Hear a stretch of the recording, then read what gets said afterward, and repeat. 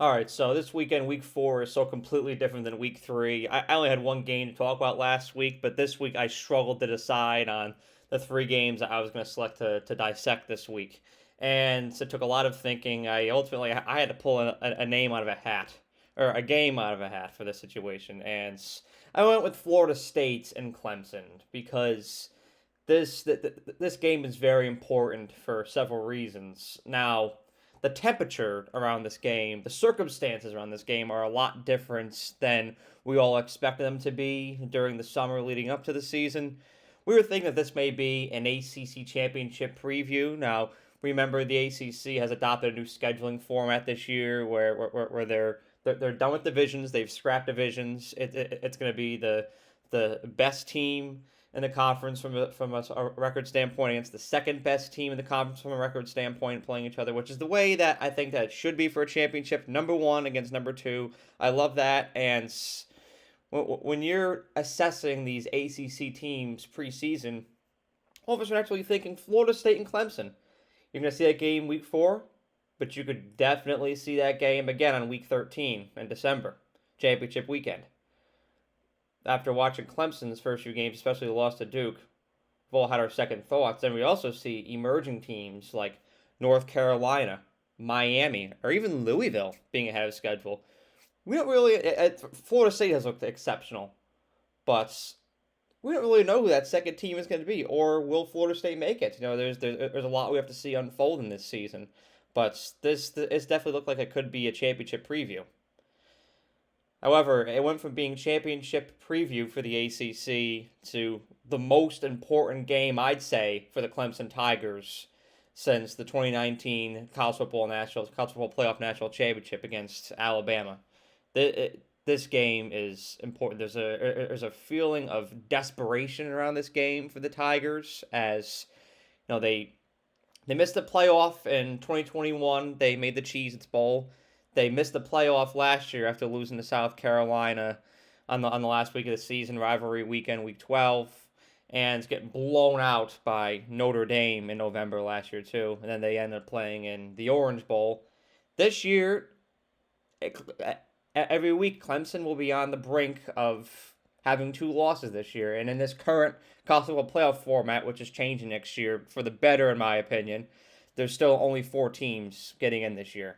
And especially with the field this year, you have to be near perfect to get in because there's a lot of great teams out there now dispersed in different conferences. So Clemson can't afford that second loss. They're playing the best team in their conference this Saturday. Luckily for them, they're hosting them, and Clemson's environment is amazing. I love their tradition of Howard's Rock. The bus is pulling in. I mean, I'm not even a Clemson fan, and I get amped watching that. Like, I want to take the field, seeing Dabo run down the hill, and that crowd will be electric because this is a high stakes game. It's an afternoon game. It's a noon kick. I love Clemson night games, but it's still it's gonna have a playoff atmosphere there this weekend. So maybe that could propel them. But as far as Clemson's current circumstances go, this game is a must win, and it's a must win against a very talented and daunting opponents in Florida State. So that narrative continues to unfold. Has Clemson lost their fastball? Will this be the third consecutive season with more than one loss? Will this be the third consecutive season that Clemson misses the playoff after their run of dominance from 2016 onwards to about 2021? Is Clemson declining? Is that run? You can't even call it a dynasty because there's only 2 national championships, but is that run of championship level success, college football playoff level success done? All of those stakes lie in this game, so it's fascinating. I think Clemson's defense is going to be ferocious. Jeremiah Trotter has been the leader of that defense. He galvanizes it, and you can watch how hard they play. They're amazing. For a lot of that Duke game, they kept them in it. When that offense was struggling, their defense kept them in it for a lot of that game. I know the scoreboard doesn't reflect that, but mind you, Duke ran the score up late third, early fourth quarter. So their defense kept them in it as much as they could until they just couldn't anymore. But they're going to be ferocious on Saturday. it's going to be fantastic. But ultimately, I just don't think that Clemson's offense has enough playmakers to keep pace with Florida State. I've talked enough about Clemson right now in their current circumstances. It feels dire. It feels like there's a lot of pressure on the Tigers right now, and their character will be solidified by how they respond to that pressure. They may respond and beat Florida State, and then all of a sudden that conversation around Clemson changes from is Clemson falling off to can Clemson rebound. It's crazy the assumptions that people make early in the season writing teams off, but all it takes is one win like this to get Clemson back on track and to get believers back on board and have people start to buy stock in Clemson again. All as crazy as it sounds, all it takes is one game. The conversation could be completely different next week if Clemson wins this. Florida State, let's talk about them. Oh, please don't freak out about Florida State's game against Boston College last weekend. I know 31-29. Look at that scoreboard and like they struggle with Boston College, who lost to Northern Illinois and just barely squeaked out a win against Holy Cross. They struggled with them. Let me tell you, Boston College, historically every year, they ball out in the red bandana game. It's an annual game. It's packed. There's a lot of energy in the crowd. The atmosphere is awesome, and they just play hard in the red bandana game. And that's what last Saturday was for Boston College against Florida State, and they almost beat them in the first ever red bandana game. If I'm recalling correctly, Boston College actually beat USC, who was ranked like 9th in the country.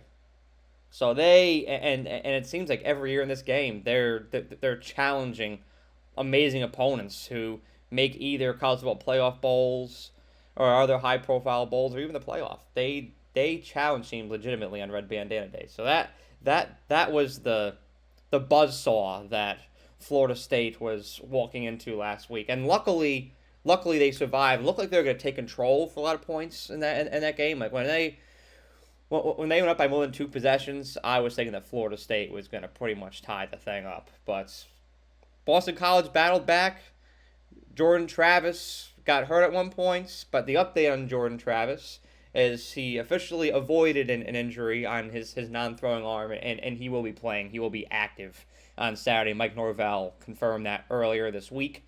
So if they were going into this game without Jordan Travis, going into Clemson without Jordan Travis, that would be a red flag for me for the Noles. But they have him, so I'm still confident in them. Don't freak out over that Boston College game. I don't really think that's an indicator of who Florida State is from an identity standpoint. This is the most complete team in the ACC. Jordan Travis, phenomenal quarterback, and I think he's only going to get better as the season goes on. Their receiving core is fantastic. I love their offensive line. I love their defensive line. They get a lot of pressure. Both of those units, offensive and defensive line, took over in that LSU game. And this is one of those teams where if they gain momentum, if Florida State gets hot, look out. That's what happened against LSU a couple weeks ago. Was they just got hot. They did. They took over. They dominated LSU in the second half of that game. And I think that could happen this Saturday as well. Clemson, do not let this team heat up because they will suffocate you. They're that good. They are a top 5 team in the country right now. It's no coincidence that the Noles are.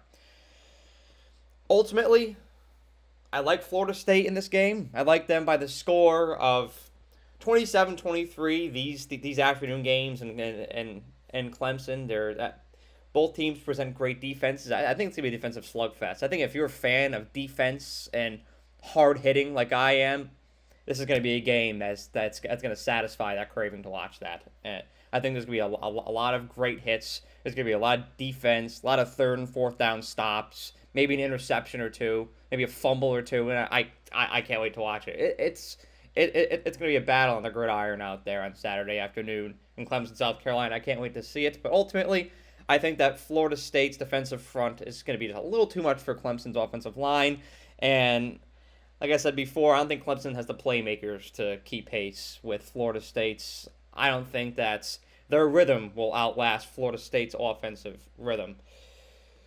For 4 quarters, Clemson needs to dominate. If they want to win this game, they need to play a complete game from the first snap to the final snap, and they need to be virtually error-free in this game to win. I don't think they're going to be. I trust Dabo Sweeney. I trust the coaching staff, but against a team as good as Florida State's, you have to minimize those errors. I think they'll have an interception or a fumble or two in this game, and I think that's going to be the deciding factor, that turnover margin. And I think Florida State's going to capitalize. It'll be a close game. I don't want anybody to freak out about that either. Say, oh, Clemson got destroyed by Duke and Florida State struggled with them. No, they're going into a very challenging environment against a Clemson team that, despite losing to Duke, they're still a very good team that has amazing coaching. So I think Florida State squeaks out a close one, but it's going to be an entertaining one and a great way to kick off a very full slate of games on Saturday. Have a great day. Thank you so much for watching this video. I really appreciate you and the time that you took out of your day to watch the video. And if you enjoyed it, please be sure to like the video and share it, as well as subscribe to The Era. The more likes and subscribers I get on this channel, the more resources I can attain, and the more resources I can attain, the more value I can provide to you, the viewer. And that is how I show my appreciation for you for the time that you devote to watching my videos. So thank you so much, and have a great day.